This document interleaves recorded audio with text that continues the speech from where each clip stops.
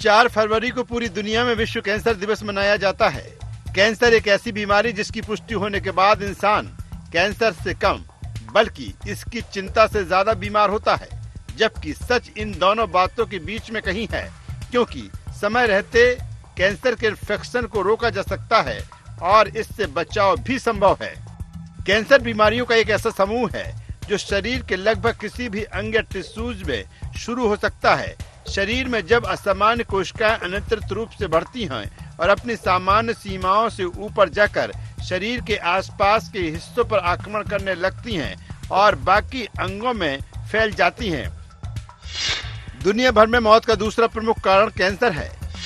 Global level पर 6 में से 1 मौत का कारण कैंसर, 10 में से 1 भारतीय को कैंसर होने का खतरा।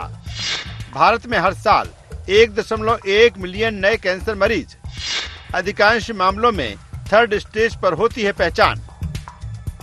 कैंसर होने के बाद टिश्यूज बहुत सारे स्टेज से गुजरकर एक ट्यूमर में बदल जाता है, जो आमतौर पर कैंसर या घाव का रूप ले लेता है। अगर कैंसर होने की वजह की बात करें तो खराब लाइफस्टाइल कैंसर का प्रमुख कारण है, जिसमें स्तन कैंसर और कोलोरेक्टम कैंसर अधिक वजन और कम शारीरिक गतिविधि की वजह से होते हैं।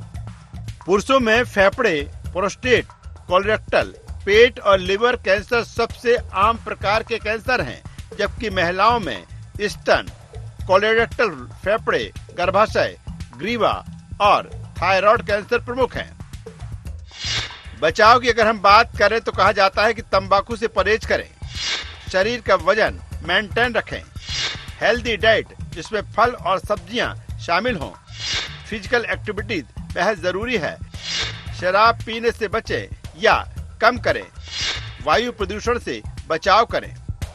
कैंसर धरती पर मौजूद सबसे खतरनाक और जानलेवा बीमारियों से में एक है, जिसके कारण हर साल लाखों लोगों की मौत हो जाती है।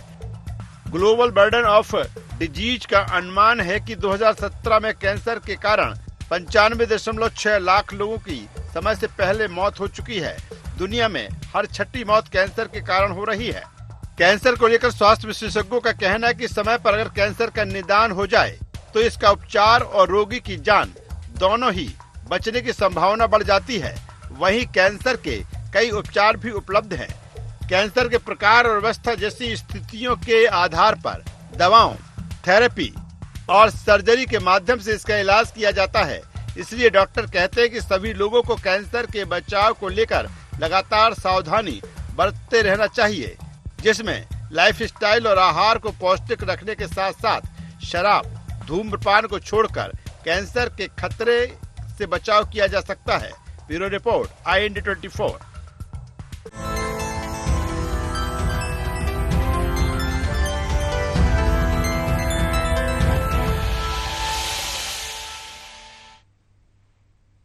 नमस्कार, IND स्पेशल विश्व कैंसर दिवस कारण और निदान में आपको स्वागत है। मैं हूं राजेश सक्सेना। 4 फरवरी विश्व कैंसर दिवस, और कहीं न कहीं इस दिन को मनाने का कारण, क्योंकि जिस बीमारी की हम बात कर रहे हैं उसका नाम सुनते ही, लेते ही कह सकते हैं कि लोगों की जो रूह है वो कांप जाती है। वो इस तरह चिंताग्रस्त हो जाता है मानो अब तो जीवन ही समाप्त हो गया हो।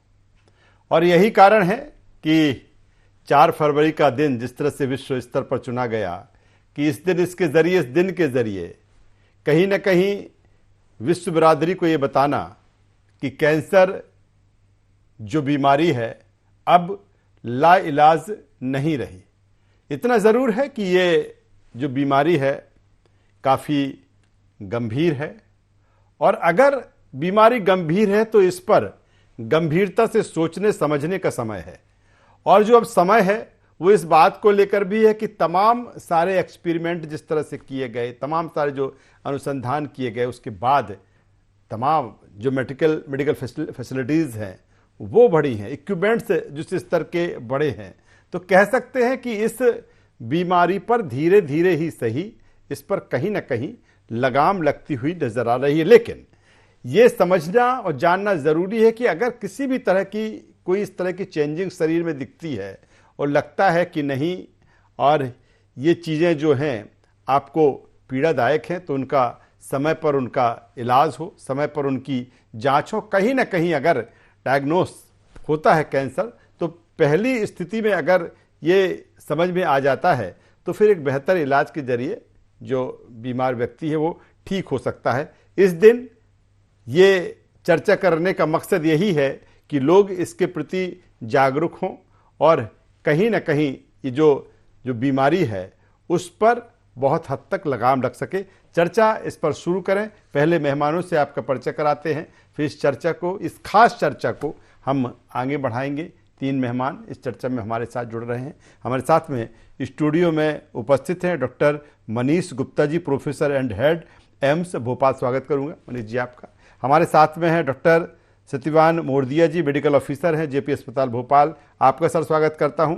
और हमारे साथ एक खास मेहमान और जुड़ेंगे, डॉक्टर जेपी पालीवाल साहब, वरिष्ठ चिकित्सक भोपाल। उनका भी मैं स्वागत करता हूं। सबसे पहले डॉक्टर मनीष कुमार जी आपके पास में आता हूं। मनीष जी, जिस तरह से जिस बीमारी का हम आज जिक्र कर रहे हैं, चर्चा कर रहे हैं, निश्चित तौर पर नाम लेते ही व्यक्ति के जहन में, मन में कई तरह की चीज़ें आती हैं। मेरा सीधा सा सवाल इस बात को लेकर है कि कैंसर जैसी बीमारी है, पहले ये कहा जाता था और अभी भी तमाम सारी चीज़ें हैं कि जो इसका इलाज है वो संभव नहीं है। मैं आपसे समझना चाहूँगा, क्या इसका इलाज संभव है, और अगर इलाज संभव है तो किस स्थिति में और किस अवेयरनेस के साथ में, किस तरह से जागरूक रह के इस चीज़ को डायग्नोस किया जा सकता है? जी राजेश जी, आपने सही बोला कि कैंसर का नाम ही डराता है, पेशेंट को भी डराता है और पेशेंट की जो फैमिली है, जो केयर टेकर है, उनको भी डराता है। किसी टाइम में लाइलाज होता था ये बीमारी, लेकिन आज की डेट में साइंस ने इतनी तो तरक्की कर ली है कि हम उसका इलाज पूरी तरह से कर सकते हैं। अगर कैंसर शुरू में पता चल जाए, खास करके जो कॉमन कैंसर हैं, जो कि हमें बहुत आसानी से, और पेशेंट अगर थोड़ा सा भी अवेयर है, जानकार है, तो उसको पता चल जाता है। जैसे मुंह का कैंसर है, कई छाला होना या गांठ होना, गले में गांठ होना, फिर स्तन का कैंसर होता है जो स्त्रियों में प्राइमरी कैंसर सबसे ज़्यादा कैंसर है, उसमें स्तन में गांठ होना, फिर एक सर्वाइकल कैंसर होता है जिसमें कि जो माहवारी होती है, बीच में माहवारी आना या रक्तस्राव ज़्यादा होना, या फिर जो है जो पोस्ट क्वाइटल में सेक्स के बाद जो है उस पर ब्लड का आना, इन सब से अगर थोड़ा सा भी जागरूक है पब्लिक तो उसको अपनी उस तुरंत जांच करानी चाहिए। क्योंकि कैंसर ये है कि अगर शुरू की स्टेज में पता चल जाता है, शुरू की स्टेज का मतलब ये कि नहीं होता कि पहली स्टेज, पहली में भी, दूसरी में भी, तीसरी में भी, ये सारी जो स्टेज है ना, जो अपने लोकलाइज अपनी जगह पे अगर कैंसर है तो हम उसको पूरी तरह से ख़त्म कर सकते हैं। जो कि आज की अगर देखा जाए तो आज प्रमुख 3 तरह से इलाज करते हैं, जिसमें कि सर्जरी है, रेडिएशन थेरेपी है, विकिरण चिकित्सा होती है, और कुछ कीमोथेरेपी ड्रग्स होती हैं। जो अगर बहुत पहली स्थिति है जिसमें कि सबसे शुरू में प्राइमरी स्टेज में अगर पता चल गया तो हम उसको एक ही पद्धति से हम ठीक कर सकते हैं। प्राइमरी स्टेज में सर्जरी और रेडिएशन थेरेपी के द्वारा पूरी तरह से ठीक हो सकता है, लेकिन अगर जैसे जैसे स्थिति बढ़ती है तो हम इन सारी तीनों पद्धतियों को मिला करके उसका इलाज करना पड़ता है। चलिए, बेहतर बात मनीष जी कर रहे हैं, और मुझे लगता है कि जो हमें देख रहे होंगे, निश्चित तौर पर जब बात आती है डर की, और जैसा डॉक्टर मनीष गुप्ता जी ने कहा कि ये डराता है न केवल उस पेशेंट को बल्कि उस परिवार को, लेकिन अगर समय रहते चीज़ों को समझा जाए, जांचा जाए, परखा जाए और अवेयर रहा जाए तो मुझे लगता है कि कई चीज़ें अपने हाथ में आ सकती हैं। मैं सीधे आता हूं डॉक्टर मोरदिया जी साहब के पास में। मोरदिया जी, अगर कैंसर की जब बात आती है और ये होता है कि ये तो इसका इलाज नहीं है, अब मान लिया जाए साइंस जिस तरह से तरक्की कर रहा है, इसका इलाज है, और किस तरह की चीजें आप आज इस खास मौके पर बताना चाहेंगे? आजकल क्या है, कैंसर जो हो रहा है 3 प्रमुख कारण है। एक तो ओबेसिटी और केमिकल्स और हेलो जी सर, बोलिए सर, आवाज आ रही है। अगर ओबेसिटी कम की जाए तो 20% कैंसर के पेशेंट कम हो सकते हैं। हम्म और खान पान जो है आजकल केमिकल्स ज्यादा यूज हो रहे हैं। हम्म पहले के जमाने में जब हमारी एज होती थी, आदमी इतना केमिकल्स नहीं होती है। हम्म जैसे एक बिस्किट का अपन लेते हैं मिसाल, हम्म जैसे स्टार्च रहता है, शुगर रहता है, और उसमें प्रिजर्व केमिकल मिलाए जाते हैं। हम्म टेस्टी तो होता है खाने हम्म में, हम्म लेकिन वो जहर रहता है। हम्म तो उसको थोड़ा सा रोकना पड़ेगा हम्म आदमी को, हम्म तो कैंसर से बचाव हो सकता है। हम्म। जी सर। हाँ। चलिए चलिए, मैं आता हूं सर आपके पास में, दोबारा आपके पास में आऊंगा। डॉक्टर जेपी पालीवाल साहब हमारे साथ में, वरिष्ठ चिकित्सक। पालीवाल साहब, स्वागत करता हूं आपका पालीवाल साहब। और सीधा सा सवाल, जिस तरह से कैंसर को लेकर हम बात कर रहे हैं, इसकी जो भयावहता है कहीं ना कहीं लोगों को डराती है। मेरा सवाल इसी बात को लेकर जो मैंने मोदिया जी से किया था कि अब वो समय है और साइंस जिस तरह से प्रोग्रेस कर रहा है, भले अभी उस लेवल पर ना हो, लेकिन बहुत हद तक इस पर पार पाया गया है। ये सही है सर? राजेश सक्सेना जी, पहले तो आपको और आपके IND24 के दर्शकों को मैं नमस्कार करता हूँ, सबका स्वागत करता हूँ। और जिस तरह आपने कैंसर पर ये एक परिचर्चा रखी है, निश्चित तौर पर ये जनहित परिचर्चा है। मैं इसके बारे में सिर्फ यही कहना चाहूंगा कि मनुष्य के शरीर में बाल और नाखून को छोड़कर हर किसी अंग में कैंसर हो सकता है। और यदि कैंसर की बात करें तो निश्चित तौर पर आपका जिस तरह का प्रश्न है, जी सर। जब कभी भी कैंसर की बात आती है या किसी प्रकार की आशंका, शंका या कुशंका होती है, तो निश्चित तौर पर ऐसे में रोगी को सबसे पहले तो भय होता है, और भय के साथ साथ उसको मौत की आशंका सदैव सामने दिखती है। कई बार हमने जब रोगी को पहली बार कैंसर की जानकारी देते सुना या देखा है, तो कई बार उसकी आंखों में आंसू आ जाता है। उसको इस तरह की निराशा हो जाती है कि जैसे उसके सामने चारों तरफ, उसके चारों ओर अंधेरा ही अंधेरा छा गया हो। इस मामले में मैं यही कहना चाहूंगा कि कैंसर में जितनी ज्यादा जागरूकता हमारी रहेगी, उतना ज्यादा हम सुरक्षित रहेंगे। जी हम सामान्य सी बात करें कि अकारण वजन कम होना और भूख कम लगना, जी नहीं भरने वाला घाव, कहीं पर भी असामान्य रक्तस्राव या कोई बढ़ती हुई घटान, ये कैंसर के सामान्य लक्षणों में माने जाते हैं। एक बार फिर रिपीट करूंगा जी सर। कि अकारण वजन कम होना, भूख का कम लगना, नहीं भरने वाला किसी प्रकार का शरीर में कोई घाव का होना, कहीं पर भी असामान्य रक्तस्राव होना या बढ़ती हुई घटान होना, ये मैं समझता हूँ कि छोटे छोटे वो महत्वपूर्ण संकेत है जो आम आदमी की जानकारी में होना ही चाहिए। कि यदि इनमें से किसी भी प्रकार का कोई लक्षण किसी व्यक्ति में, चाहे वो दर्द रहित लक्षण हो, समस्या रहित लक्षण हो, चाहे वो किसी प्रकार की परेशानी पैदा नहीं कर रहा हो, यदि इनमें से कोई भी लक्षण हो तो उसको ध्यान देना ही चाहिए। और कैंसर में आज की तारीख में इतना ज्यादा ट्रीटमेंट में एडवांसमेंट हो चुका है कि यदि वो कैंसर की जानकारी उसको समय रहते हो गई, स्टेज 1 में हो गई, तो मैं समझता हूँ कि 99% लोगों में कैंसर ठीक हो जाता है। स्टेज 2 में हुआ तो 50-60% तक लोगों में ठीक हो जाता है। हाँ, स्टेज 3 और स्टेज 4 में होता है तो निश्चित तौर पर रोगी को जटिल परिस्थितियों का सामना करना पड़ता है।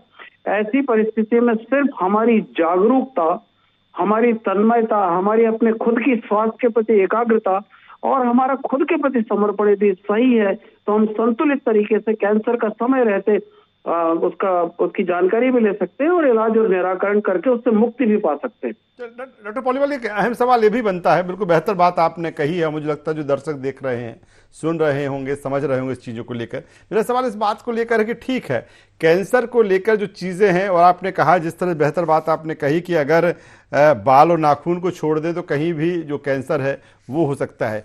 क्या जो लाइफ स्टाइल बदली है, क्या उसमें कैंसर के प्रकार भी बदले हैं कि नहीं, कि जिस तरह के कैंसर होते आए हैं वही हैं, उसमें भी उसके नेचर्स में भी कोई बदलाव आया है समय के साथ में? सर राजेश भाई, आपका प्रश्न बहुत सरल है लेकिन इसका उत्तर बहुत लंबा है। मैं संक्षिप्त में यही कहना चाहूंगा जी सर, कि हवा, पानी और असामान्य भोजन के साथ साथ यदि हमारी आदतें असामान्य हैं, जिसमें हमारी लाइफस्टाइल डिजीज भी होती है, यदि ये इन सबको देखें तो यही हमारे कैंसर के महत्वपूर्ण कारण होते हैं।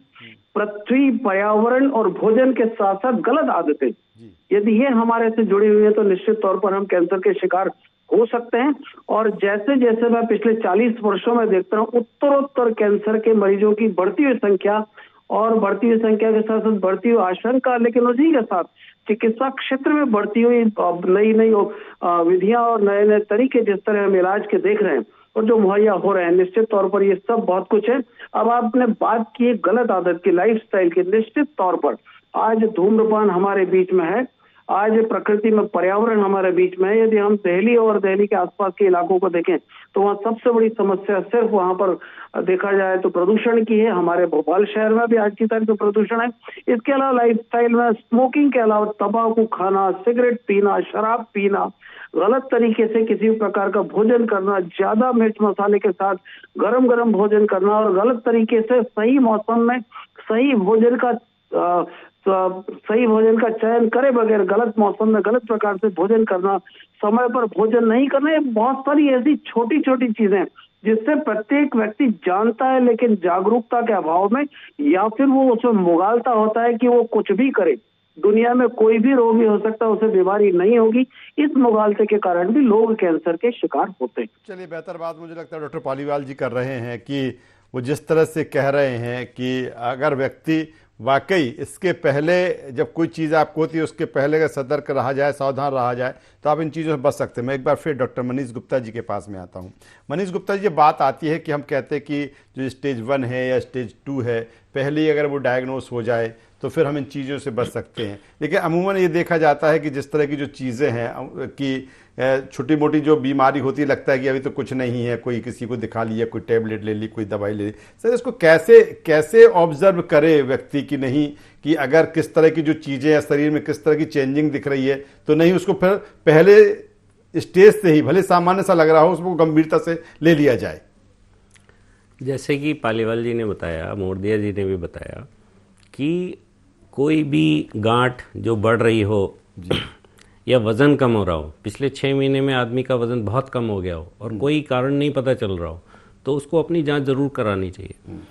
बहुत ज़रूरी है, क्योंकि कैंसर की जो शुरू की स्टेज होती है, गांठें होती हैं, उसमें दर्द नहीं होता। तो दर्द नहीं होता तो पेशेंट, हमारे जो भी पेशेंट हैं गांव के और शहर के, वो अवॉइड करने लगते हैं कि चलो इसको नेग्लेक्ट करने लगते हैं, कोई बात नहीं। और कुछ लोगों को लगता भी है कि ये कैंसर हो सकता है, तो वो सोशल अपने फैमिली प्रेशर की वजह से बताते नहीं हैं। वो ये कोशिश करते हैं कि चलो 4-5 साल ऐसे ही निकल जाएंगे, 8-10 साल ऐसे ही निकल जाएंगे, कोई बात नहीं, पता भी नहीं चलेगा किसी को। बहुत सारा हमने ऐसे देखा है कि पेशेंट को बताया ही नहीं, सब ब्रेस्ट में हो गया, सर्विक्स में हो गया, वो बताते ही नहीं है, मुंह में भी छाले हो गए तो भी वो घर वालों को नहीं बताते या किसी डॉक्टर से कंसल्ट नहीं करते। अगर वो सही टाइम पे सही अच्छे से अपने कंसल्टेंसी ले लेंगे या किसी डॉक्टर से मिल लेंगे, किसी जनरल डॉक्टर से भी मिल लेंगे, कैंसर स्पेशलिस्ट के पास अगर जाएंगे तो बहुत अच्छी बात है। अगर जनरल डॉक्टर से भी मिल लेंगे तो मुझे लगता है कि वो शुरू की स्टेज में ही पकड़ा जा सकता है, जहाँ पे कि उसका इलाज पूरी तरह से संभव है और वो ठीक हो सकते हैं। कैंसर में क्या होता है कि पेशेंट जो ठीक हो जाता है वो अपने पड़ोसी को भी नहीं बताता मुझे कैंसर है, और जो एक्सपायर हो जाता है या मर जाता है उसकी बीमारी की वजह से, तो पूरे मोहल्ले को पता चल जाता है कि यार इनको कैंसर था और इन्होंने सर्जरी करा ली तो फैल गया, या रेडिएशन करा लिया तो फैल गया। तो जब ये सारी चीज़ें एक साथ होती हैं, जिसमें कि सर्जरी भी है, रेडिएशन भी है और कीमो भी है, जब हम तीनों चीज़ें दे रहे हैं, इसका मतलब है कि वो कैंसर जो है एडवांस स्टेज का है। तो एडवांस स्टेज में ही वैसे ही उसका क्योर रेट कम हो जाता है। इसलिए अर्ली स्टेज में अगर पता चलता है तो हम उसका पूरी तरह से निदान कर सकते हैं। हाँ, एडवांस स्टेज में भी हमारे पास आज की डेट में दवाइयाँ हैं और तरीके हैं जिससे कि हम उसको ठीक कर सकते हैं, और कुछ ऐसे स्टेज में जो एकदम बहुत ज़्यादा एडवांस हो गया, हम कुछ नहीं कर सकते, तब भी हम उसको पैलिएटिव केयर के थ्रू पेन फ्री लाइफ और इंडिपेंडेंट लाइफ दे सकते हैं। चलिए, बेहतर बात मनीष जी कर रहे हैं। मैं सीधे एक बार फिर मोरदिया जी के पास में आता हूँ। मोरदिया जी, जिस तरह से जो बातें आप लोगों से चर्चा में आ रही हैं कि एक ऐसी बीमारी है कि इस पर इलाज के अलावा बहुत तमाम सारी चीज़ें जागरूकता से रिलेटेड हैं कि किस तरह से लोगों को जागरूक किया जाए, और कहीं ना कहीं ये भी मैं कहूँगा कि कैंसर का नाम लेने से ही बचते हैं, चर्चा की बात तो बहुत दूर है। तो क्या अब वो समय है कि इस पर एक विस्तृत चर्चा होना चाहिए और इस पर विस्तृत परामर्श होना चाहिए, उसमें सबकी भूमिका होना चाहिए, उसमें समाज की भूमिका होना चाहिए, मेडिकल स्तर पर उसमें भूमिका होना चाहिए, सरकार की उसमें भूमिका होना चाहिए कि कहीं ना कहीं अगर जिस लेवल की बीमारी है उसको अगर मात देना तो उसी लेवल पर उसको तैयार करना चाहिए मेंटल रूप से। इस समय है सर अब? सर, आजकल क्या है, पहले तो अपन सुनते थे 60 साल के बाद ही कैंसर होगा, लेकिन आजकल तो बच्चे को 2 साल 3 साल के बच्चे को भी कैंसर हो रहा है। उसकी जी। वजह क्या है, अपनी नीम जो है वो कच्ची है। नीम कच्ची है, इस वजह से अपन कर रहे हैं। आज का जो लाइफ स्टाइल है, फास्ट फूड है, केमिकल्स है, जैसे अपन कोई चमड़ी की बीमारी रहती है, उसके लिए अपन कोई लोशन लगाते हैं, एब्जॉर्ब तो स्किन में होता है, स्किन के अंदर थ्रू जला जला जाता है। इस वजह से जो आदमी अपना लाइफ स्टाइल थोड़ा चेंज कर ले तो इससे बचा जा जाता है। और गवर्नमेंट ने भी बहुत सारे आजकल इनिशिएटिव स्टार्ट किए हैं, जैसे स्कूलों में 6-6 महीने में स्क्रीनिंग हो रही है, कहीं गठान तो नहीं है, कहीं चाय चाय नहीं है, तो उससे जागरूकता में अब गवर्नमेंट भी कर रही है बहुत ज्यादा। तो इससे आदमी को बचना चाहिए। अपनी सिर्फ लाइफ स्टाइल सिर्फ चेंज करे आदमी, तो उसमें सब कुछ होता है, सब कुछ हो सकता है। चलिए सर, मैं सीधे एक बार फिर डॉक्टर जेपी पालीवाल साहब लगातार हमारे साथ बने हुए हैं, आखिरी कमेंट्स भी उनके से मैं ले लेता हूं। पालीवाल साहब, जिस तरह से आप बात कर रहे हैं बिल्कुल सही है कि जागरूकता बहुत जरूरी है, व्यक्ति को सतर्क रहना बहुत जरूरी है, सावधान रहना बहुत जरूरी है। और जब चीजें बढ़ रही हैं तो कहीं ना कहीं फिर व्यक्ति की स्वयं की जो जिम्मेदारी है वो बढ़ जाती है। मेरा सीधा सवाल सर इस बात को लेकर है कि इस बीमारी से हमारा देश ही नहीं पूरा विश्व इससे ग्रसित है, जिस तरह से जो चीजें हो रही हैं। अगर जब हम भारत की बात करते हैं तो कहीं ना कहीं, और फिर ये भी जब बात मैं लगातार कह रहा हूं कि जो मेडिकल साइंस ने बहुत तरक्की की है, क्या उस स्थिति में भारत भी तैयार है कि नहीं इसको, चाहे इसकी जांच की बात कर ली जाए या फिर इसकी इलाज की हम बात कर लें, कि एक बेहतर तरीके से भारत इसके लिए तैयार है? हालांकि अभी हमने देखा बजट में जिस तरह से सर्वाइकल कैंसर की हम बात करें तो उसके लिए टीकाकरण की बात, तो पहले से कई चीजें ऐसी हो सकती है इसमें, चाहे टीकाकरण के जरिए, तमाम सारी चीजों के जरिए, कि नहीं इस पर रोकथाम लग सके। सर राजेश सक्सेना जी, आपका प्रश्न बहुत अच्छा है, लेकिन थोड़ा लंबा प्रश्न है। मैं इसको जितना संक्षिप्त कर सकता हूँ करने की कोशिश करूंगा। सबसे पहले तो आपने वैक्सीन की बात की है, तो सर्वाइकल कैंसर के लिए सरकार ने जिस तरह वैक्सीन के लिए जो उसकी कीमतें कम की और वैक्सीन को अनिवार्य करने की तरफ एक तरफ बहुत बड़ा कदम उठाया, निश्चित तौर पर यह बेहद प्रशंसनीय भूमिका है यहाँ पर केंद्रीय सरकार की। क्योंकि आने वाले कल में महिलाओं में सर्वाइकल कैंसर पहले 2 ज्यादा होने वाले कैंसर में एक पाया जाता है। इसके अलावा मैं ये कहना चाहूंगा कि छुपे हुए अंग, गुप्तांग और जननांग में लोग शर्म के कारण, चाहे वो महिला हो या पुरुष हो, शर्म के कारण किसी भी प्रकार से कैंसर का जिक्र नहीं करते। और जब उनकी सहन शक्ति को बीमारी पार कर जाती, उसी वक्त बीमारी मैं समझता हूँ कि ठीक होने की सीमा को भी पार कर जाती, तब जाकर वो चीजें सामने आती हैं। फिर झगड़ा होता पैथी के बीच में। राजेश जी, मैं यहाँ किसी भी एक पैथी का एडवोकेट नहीं कर रहा हूँ, लेकिन जिस तरह होम्योपैथी, एलोपैथी, आयुर्वेद और यूनानी में जब कभी कैंसर होता है तो किसी रोगी की मनोदशा में झगड़ा होता है, तो वो उस रास्ते जाना उचित समझता है जिसमें उसको सरलता लगती है, और वो कोशिश करता है कि कहीं कहीं वो ऑपरेशन से बचे। भारतीय पृष्ठभूमि में ऑपरेशन से बचने की लोगों में टेंडेंसी या परंपरा या मानसिकता ज्यादा है, जबकि यदि कैंसर हो गया है तो उसको शरीर से हटाना ही सर्वोत्तम उपाय होता है। ऐसे में होम्योपैथी, एलोपैथी, आयुर्वेद और यूनानी में मैं लोगों से यही कहूंगा कि सिर्फ इस मामले में पद्धति या पैथी में एलोपैथी की तरफ आए, और एलोपैथी के साथ साथ अपने मन का भय, भ्रम और भ्रांति तीनों को दूर करें। और तीनों को दूर करने के साथ साथ किसी भी प्रकार के कुतर्क में ना पड़े, सतर्क होकर शैक्षणिक योग्यता के आधार पर, अपनी क्षमता के आधार पर, अपने आर्थिक स्थिति के आधार पर यदि निजी चिकित्सालय जा सके तो सर्वश्रेष्ठ जगह जाकर इलाज कराना चाहिए, और यदि वहां नहीं जा सकता तो वो जिस भी शासकीय अस्पताल में उसको विश्वास। बहुत बेहतर बात आप कर रहे हैं। वक्त कम है, मैं आखिरी कमेंट्स डॉक्टर मनीष गुप्ता जी से लेना चाहूंगा। डॉक्टर मनीष गुप्ता जी, जिस तरह से मैंने बात की कि मेडिकल साइंस बहुत तरक्की कर रहा है, क्या मैंने आपको एम्स में भी देखा, और आपने, जब मैं आपसे मेरी मुलाकात एम्स में हुई थी तो तमाम सारी जो वर्किंग मशीनरीज है वहां पर, खास तौर पर कैंसर को लेकर, वो भी आपने दिखाई दी। सर, टेक्नोलॉजी बहुत एडवांस है, क्या वो एडवांस टेक्नोलॉजी कहीं ना कहीं इस बीमारी को हराने के लिए अस्त्र के रूप में कह सकते हैं कि बेहतर है, और अब इन मेडिकल साइंस की नए इक्विपमेंट्स के जरिए, नई पद्धति के जरिए हम उसको हरा सकते हैं? राजेश जी, बहुत अच्छा सवाल है। और जहाँ तक एडवांसमेंट की बात है, मशीन की बात है, अभी हमारे director sir professor Ajay Singh ने पूरी तरह से कैंसर के लिए डेडिकेशन है, और नई नई उन्होंने फैसिलिटी शुरू कर दी हैं डिपार्टमेंट में, और मशीन है हमारे पास लेटेस्ट, हमारा सेटअप पूरा है जिसमें कि रेडिएशन, सर्जिकल और मेडिकल ऑन्कोलॉजी सभी से इलाज करते हैं हम लोग।